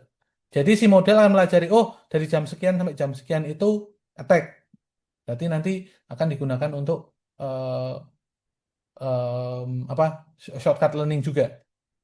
Secara secara teknis angka di sini, secara teknis angka, di sini timestampnya ini adalah float sebenarnya. Sebenarnya sangat bahasanya sangat gurih sekali untuk dipelajari oleh machine learning karena sama dengan duration juga float, ya. Standard deviation juga float, ya. Ada min max source dan lain sebagainya. Bytes dan rate-nya itu adalah float. Padahal sama, cuman ternyata di sini dia metadata feature. Makanya ketika kita menggunakan dataset ini lebih baik dua ini dihapus, start time dan last time. Seperti itu. Kalau di dataset ini sebenarnya ada 3 source, ada syslog. Di syslog di sini kita gunakan event template sebenarnya. Kita gunakan saya lupa algoritma untuk mengubah teks menjadi waktu kita nggarap dataset ini kita belum kenal em, apa namanya NLP. Jadi kita syslog yang ini dan ini yang original. Yang original bentuknya teks. Kalau teman-teman lihat masih teks. Ini juga ada metadatanya, ada time, ada IP or PID, ada komponen, ada hostname. Ini juga metadata feature. Padahal yang perlu dipelajari adalah konten. Oke, terusnya ada accounting. Accounting ini juga sama, dia punya timestamp. Ya. Accounting ini di host statistik. Nah, jadi itu Bu Virus. Baik, terima kasih penjelasannya Pak Yuda tentang salah satu contoh dataset untuk IDS ya. Di sini yang ditampilkan adalah Cream versi 2 dataset yang sudah dipublikasikan oleh Pak Yuda. Baik teman-teman, di sini panitia sudah menyiapkan door prize ya untuk 3 penanya pertama. Ayo cepat-cepatan bagi yang paling awal bertanya, 3 peserta akan mendapatkan door prize dari panitia.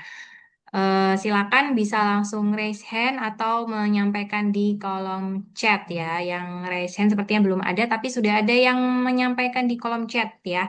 Saya sampaikan yang pertama dari Pak Sigit dari Universitas Nasional. Oh, ini apakah materinya boleh di-share? Gimana Pak Oh, Yuda? Di-share kan? ya. Nanti kita share. Ini akan dibagikan. Baik, Teman-teman. semoga menjawab ya Pak Sigit. Kemudian dari Mas Vito Anargia dari UI, apakah explainable AI bisa membantu melihat apakah model IDS beneran mengerti pola serangan atau cuma mengandalkan metadata? Menarik nih Pak, karena sekarang juga arahnya ke explainable AI. Ya, oke.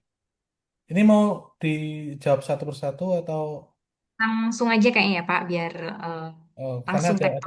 ada di bawah juga ada pertanyaan. Oke, baik. Em, eh, saya sebenarnya tidak mempunyai kompetensi untuk menjawab apakah explainable AI itu bisa membantu melihat. Em, karena saya belum pernah menyentuh explainable AI itu sendiri. Cuman eh, dalam ketika kita coba men-training model AI itu, nah em, data yang non metadata itu kan benar-benar bervariasi. Misalnya kalau kita lihat ini aja contoh dataset yang ada di sini, data yang bukan metadata itu sangat bervariasi sekali informasinya. Ketika variasi informasinya itu sangat banyak, itu performanya pasti tidak akan tinggi. Ya. Ketika dapat performance tinggi, kita langsung bisa eh, kayak tanda tanya.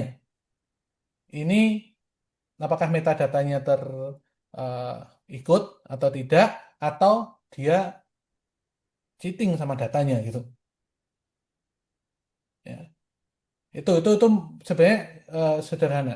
Jadi nek tinggi itu kita bisa lakukan investigasi itu. Apakah dia ikut include metadata atau tidak. Contohnya tadi yang di presentasi, yang di PPT tadi, em, mana ya? Nah, ini yang di PPT tadi, eh, dia tetap tinggi di sini. Dropnya tuh nggak terlalu banyak, dia dari 93 ke 89. Itu dropnya tidak terlalu banyak. Berarti masih ada sesuatu nih. Eh, Setelah saya baca detail papernya, detail apa 19 feature-nya ini masih ada metadata feature yang include di situ.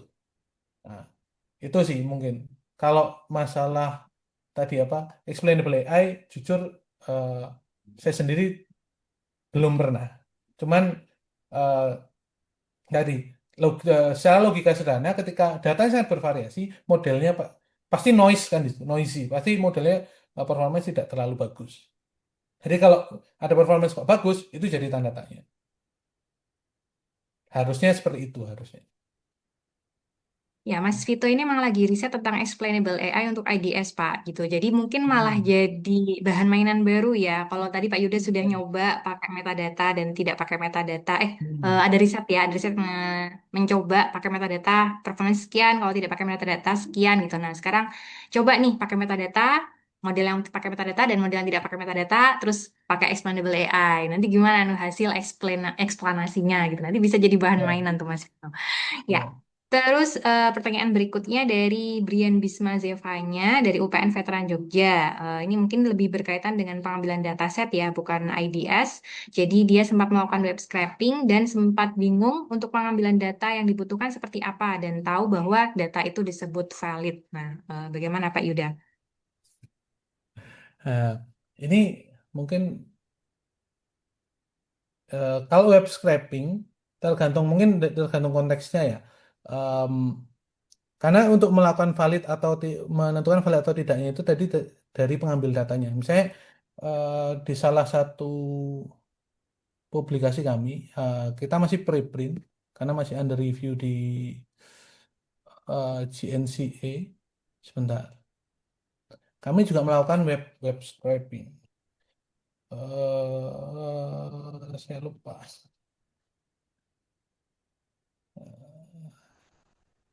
Sebentar ya. Jadi yang menentukan bahwa data valid atau enggak itu ya si pengambil datanya, Pak. Karena wah ini tes pintaran. Oh salah. Tes konsentrasi. Udah mau buka ya. Pasti wis Energinya menurun. udah lobar. Eh, Wis menurun. Ah, ini baja ya apa mobil lah. Benar, pintar nanti. Sebentar. Yang ini nih. Ini juga kita sumber sumber datanya dari web scraping juga. Jadi yang menentukan uh, web yang kita scrape itu valid atau enggak ya kita sendiri. Kita yang mendefinisikan. Misalnya di kasus ini uh, kami hanya scraping dari uh, CTF write ups, CTF walkthrough. Entah itu write up atau walkthrough. Ya. Jadi di paper ini, di kerjaan ini kita mencoba untuk scraping dari hanya CTF saja. Jadi itu yang menentukan tuh diri kita sendiri, valid atau tidak. Jadi biasanya kalau ini pekerjaan ini, eh kebetulan saya coaching untuk pekerjaan ini, jadi ya saya bantu untuk menentukan, oh ini oke, kita ambil jadi dataset, oh ini atau ya eh, nggak oke nih, jangan gitu, seperti itu. Memang itu dari Pak Pak Brian. Jadi kita sendiri Ya, yang menentukan si pengambil datanya. karena kita dianggapnya sudah sebagai expertnya ya Pak. Karena kalau Ya, misalnya betul. contohnya dia sudah expert di CTF, jadi ketika scraping bisa menentukan ini sudah valid atau belum gitu. Jadi nah ini tergantung jenis data scraping apa yang diambil oleh Pak Thomas Brian ini ya.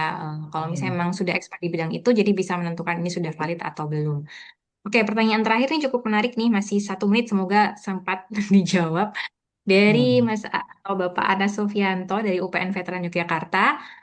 Terkait dengan datasetnya Pak Yuda nih, CRIM version 2 yang isinya dataset flow-based, ada tote packets dan tote bytes ya. Bagaimana model ini jika diimplementasikan secara real time? Apakah kita harus menunggu sebuah flow benar-benar selesai baru bisa dideteksi, ataukah ada interval waktu tertentu, misal per sekian milidetik atau beberapa detik yang bisa kita gunakan agar deteksi tidak terlambat saat serangan sedang berlangsung? Mungkin ini di bayangannya real time detection ya Pak ya? Atau Ya. gimana penjelasannya dari Pak Yuda? Hmm. Ini menarik, ini pertanyaan menarik. Ini masih jadi isu hangat sebenarnya di IDS. Eh, Kalau boleh saya jawab, ketika kita pakai sebenarnya kan tergantung model yang akan dipelajari ya dari data itu. Ketika pakai data yang kita gunakan itu flow. Jadi ya harus eh, tidak full attack kill chain, tapi paling nggak satu flow selesai kita bisa deteksi. Itu yang bisa saya jawab. Memang benar-benar harus menunggu sampai selesai karena mempelajarinya per baris flow kan, bukan bukan setengah-setengah. Ya, itu. Tapi kalau misalnya kita ngomong ke apa real time detection itu kayaknya sampai saat ini itu memang belum belum ada riset atau pekerjaan yang berhasil apa melakukan real time detection tersebut seperti itu. Nah, tapi di mimpi kami ini, mimpi kami ketika buat buat krim dataset ini kita bisa mencegah serangan as soon as possible. Karena begini, beberapa dataset yang ada di pabrik, misalnya CIC, eh, CIC yang paling terkenal CIC ya, 2017, 2018, 2019, mereka itu direct attack, direct attack. Jadi misalnya DDoS ya sudah antara target dan attacker saling menyerang. Padahal di real world gitu, itu kan serangan nggak langsung ujuk-ujuk gitu, tiba-tiba langsung nyerang gitu kan. Mesti ada proses banyak tahapan yang dilalui. Nah, di Grim Design 2 ini kita memperhatikan itu. Jadi kita buat dataset per tahapan. Misalnya kita melakukan serangan bukan buffer overflow gitu. Ya, mulai dari scanning, ya, terus enumeration, terus nanti ada eh, gaining access, privilege escalation, dan seterusnya. Itu yang kita perhatikan. Jadi kita mencoba membuat dataset eh, yang kita bisa mencegah suatu serangan tuh as soon as possible seperti itu. Ya, kalau real time memang sepertinya belum belum ada riset yang bisa ngomong bahwa kita bisa deteksi serangan secara real time gitu. Itu sih. Makanya kalau ngomong terlambat tadi, makanya kita krim ini mencoba untuk buat full kill chain. Biar ketika sudah em, artinya awal proses serangan itu terjadi, udah kelihatan kan behaviornya itu bisa kita langsung cegah sedini mungkin. Itu sih. Dan jadi datasetnya ini bisa kita gunakan untuk kayak bikin model prediction gitu Kakak. Krim ini, ya. Jadi sebenarnya krim ini dibuat untuk krim versi 2 ini kita punya 5 attack skenario dan masing-masing itu aku eh, semasing-masing skenario itu dia full kill chain mulai dari eh, scanning, host discovery, scanning dan seterusnya sampai dengan eh, nanti impact. Kalau kita ngomong MITRE ETTC sampai dengan impact. Jadi em, bisa bisa juga digunakan untuk prediksi apakah serangan ini mirip atau tidak juga bisa. Ya, salah satu mimpi kita bahkan ya nanti kalau teman-teman bisa ada waktu melakukan itu kita bisa partial kill chain. Kita nyebutnya bukan kill chain tapi kita nyebutnya life cycle. Jadi partial life cycle. Misalnya dalam satu attack itu ada 5 tahapan gitu ya, ada 5 step. Dari 3 step kita udah bisa nebak nih. Oh ini bakal buffer overflow dia. Oh ini bakal scale injection seperti itu misalnya. Itu mimpinya gitu. Baik, terima kasih sekali Pak Yuda atas penjelasannya yang cukup lengkap dan juga insightful ya. Semoga menjelang berbuka ini bisa membawa pengetahuan baru dan pemahaman yang lebih baik ya. Atau barangkali misalnya ada yang tertarik untuk riset di bidang ini, Pak, bisa kontak via apa nih barangkali ya, ada yang pengen kolaborasi lebih lanjut. bisa kontak via email.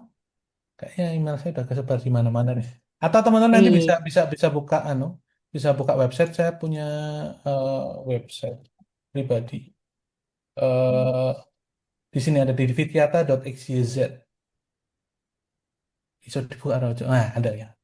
Jadi nanti teman bisa langsung klik tombol kontak ini akan langsung ke eh, harusnya akan langsung membuka mail klien gitu. Dengan emailnya akan tertuju ke saya.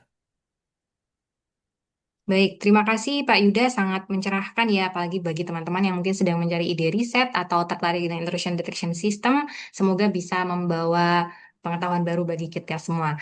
Kemudian bagi yang mendapatkan door prize nanti saya kembalikan ke panitia saja ya yang mengumumkan siapa tiga yang akan mendapatkan door prize karena ada beberapa lebih dari tiga yang bertanya. Nanti tolong bantuannya panitia untuk mengumumkan siapa saja yang mendapatkan door prize. Jadi eh kita bisa menyimpulkan enggak, bahwa ketika kita membaca paper di sini konteksnya kita membaca paper berkaitan dengan intrusion detection system ya yang menggunakan machine learning, jangan terpesona dulu oleh hasil evaluasinya begitu ya Pak Yuda. Iya. Kadang-kadang, wih, rahasia tinggi 99,9999%. Precisionnya tinggi gitu kan, advance score-nya tinggi. Nah, kita perlu lihat lagi lebih dalam, apakah dia sudah menggunakan data yang berkualitas untuk melakukan training dan testingnya. Data yang berkualitas di sini berarti sudah melalui proses pre-processing yang baik tadi ya, sudah menghilangkan metadatanya, sehingga modelnya benar-benar belajar dari behavior atau perilaku serangannya. Ini konteksnya kalau dalam IDS ya. Jadi mungkin cukup sekian dari saya. Terima kasih kepada Pak Yuda dan terima kasih kepada panitia atas kesempatannya juga. Saya selaku moderator mohon maaf apabila selama memandu acara ini terdapat kekurangan. Wassalamualaikum warahmatullahi wabarakatuh dan terima kasih. Sesi saya kembalikan kepada MC Mbak Umami ya. Baik, terima kasih untuk Ibu Fairuz. Sesi diskusi dan tanya jawab telah berakhir, mengingatkan kembali bagi seluruh peserta untuk dapat mengisi link presensi yang sudah dibagikan di room chat.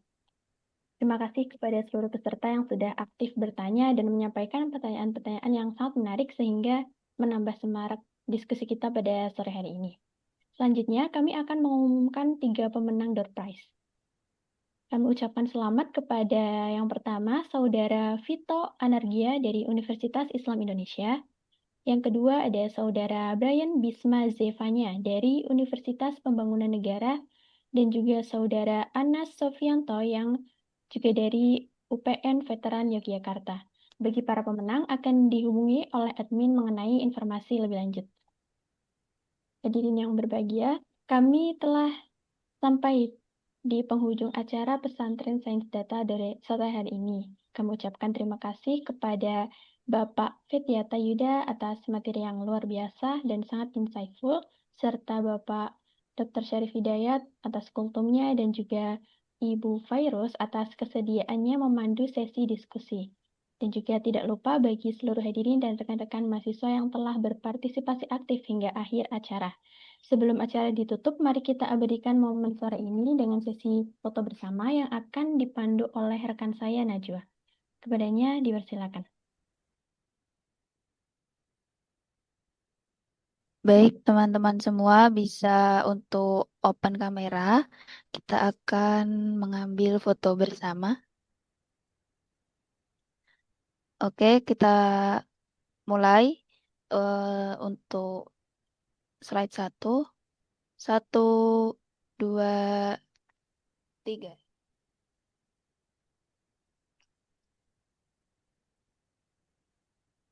Baik, untuk slide 2.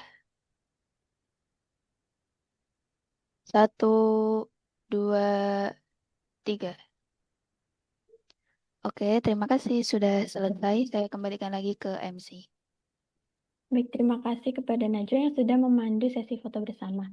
Sebagai penutup, kami segenap panitia memohon maaf apabila terdapat kesalahan kata atau sikap yang kurang berkenan selama memandu jalannya acara pada sore hari ini.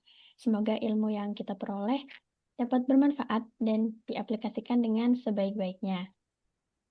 Saya Umami dan juga Najwa pamit undur diri. Wassalamualaikum warahmatullahi wabarakatuh. Waalaikumsalam warahmatullahi wabarakatuh. Waalaikumsalam. Waalaikumsalam warahmatullahi wabarakatuh. Waalaikumsalam.